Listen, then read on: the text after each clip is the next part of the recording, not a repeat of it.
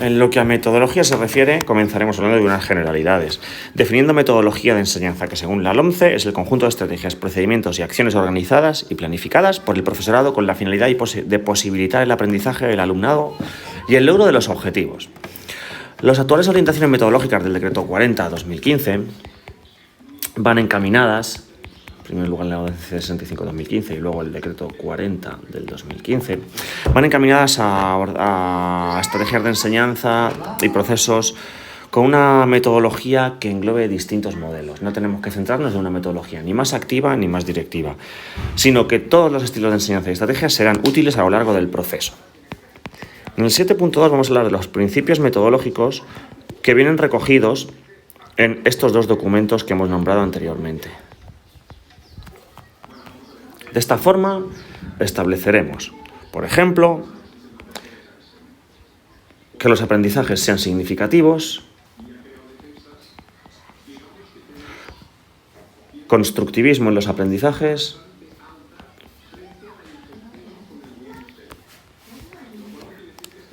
metodologías activas siempre que sea posible, utilizar el aprendizaje basado en proyectos, tal cual dice la orden ECD 65/2015, aprender a aprender como forma de enseñanza, aprendizaje cooperativo, metodologías actuales como el aprendizaje basado en proyectos, dicho anteriormente, o la enseñanza conversiva del deporte, etcétera, serán guía y base en nuestra programación didáctica. Continuaremos con las técnicas y estilos de enseñanza que vamos a utilizar. Estas técnicas y estilos de enseñanza a utilizar van a ir de los tradicionales hasta los más creativos, pasando por métodos y modelos individualizadores, participativos, cognitivos y socializadores. Como ejemplo, podremos poner la utilización de el trabajo cooperativo, por ejemplo, en los retos anteriormente mencionados, en los que en pequeños grupos deben contribuir con un esfuerzo físico al logro de retos como escalar el Everest o llegar a una ciudad de Europa. Y como métodos más tradicionales utilizaremos la asignación de tareas o el mando directo en aquellas unidades didácticas o sesiones que así lo requieran, como por ejemplo en la enseñanza en los primeros estadios de los deportes individuales, la técnica individual de estos deportes, o bien también en unidades didácticas de comba, donde enseñaremos la técnica correcta, etc. Respecto a los agrupamientos, tiempos y espacios,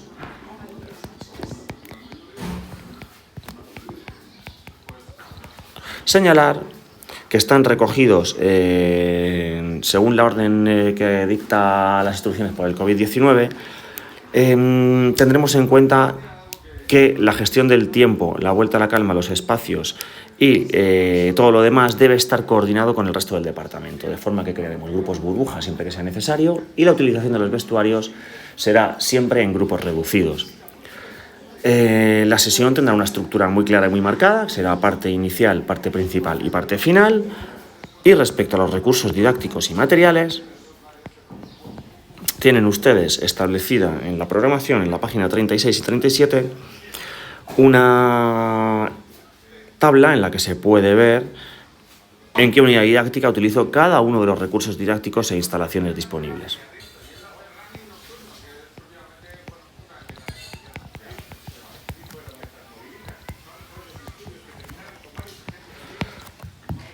Pasaremos a hablar de un apartado muy importante. Ha llegado la hora de hablar de la evaluación. ¿Cómo vamos a evaluar a nuestros alumnos a lo largo y ancho de estas unidades didácticas? En primer lugar, ¿cuándo evaluar? Momentos evaluativos. Respecto a cuándo evaluar, la orden 15 de abril de 2016 de la Consejería de Educación, Cultura y Deportes marca claramente 3 momentos evaluativos, que serían la evaluación inicial, la evaluación formativa y la evaluación sumativa o final. Respecto al con qué evaluar, estaríamos hablando de los instrumentos de evaluación. Serán variados, diversos y todos ellos fiables para nuestra medición de la evaluación. Podremos utilizar, por ejemplo, listas de control, escalas descriptivas, rúbricas, etcétera, para llevar a cabo el proceso de evaluación mencionado anteriormente. A ver.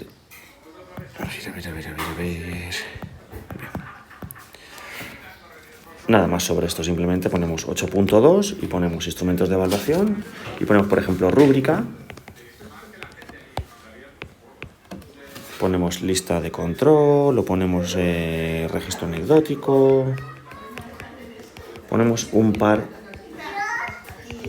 de instrumentos de evaluación y los nombramos en la programación didáctica, ¿vale? Simplemente eso. Respecto al sistema de calificación, pues es muy importante saber cómo vamos a evaluar a nuestros alumnos. La forma de evaluar es por criterios de evaluación y estándares de aprendizaje. De forma que establecemos siempre en todas las unidades didácticas, y como pueden ver ustedes en el anexo 3, ejemplos prácticos en concretos de evaluación de un ítem y de diferentes alumnos en una unidad didáctica. La forma de evaluar es la siguiente. Establecemos una rúbrica de evaluación en la cual 1 es nunca y 5 es siempre. Si en una unidad didáctica, por ejemplo, tenemos 10 estándares de aprendizaje o 10 ítems, el máximo que se podría obtener son 50 puntos, de forma que hacemos una regla de 3. Y si tiene un alumno 35 puntos, pues sería un 7 de nota final. En el 8.4 hablaremos de las actividades de recuperación y de la prueba extraordinaria de junio. La recuperación de las evaluaciones se realizará de la siguiente manera. Aquellos alumnos que no aprueben una evaluación deben realizar un trabajo y prueba que permite comprobar si han adquirido los estándares básicos que no superaron en esa unidad didáctica concreta. Y para recuperar cursos anteriores, a los alumnos que tengan la materia pendiente de cursos anteriores se les entregará un plan de trabajo individual a través de la plataforma Educamos Castilla-La Mancha que deberán llevar a cabo durante el curso, siendo evaluados pues, con diferentes instrumentos y con el objetivo de evaluar si han alcanzado los estándares mínimos para superar la asignatura. Hablaremos ahora de la recuperación extraordinaria de junio, o del periodo extraordinario de junio, marcado por resolución en el calendario escolar.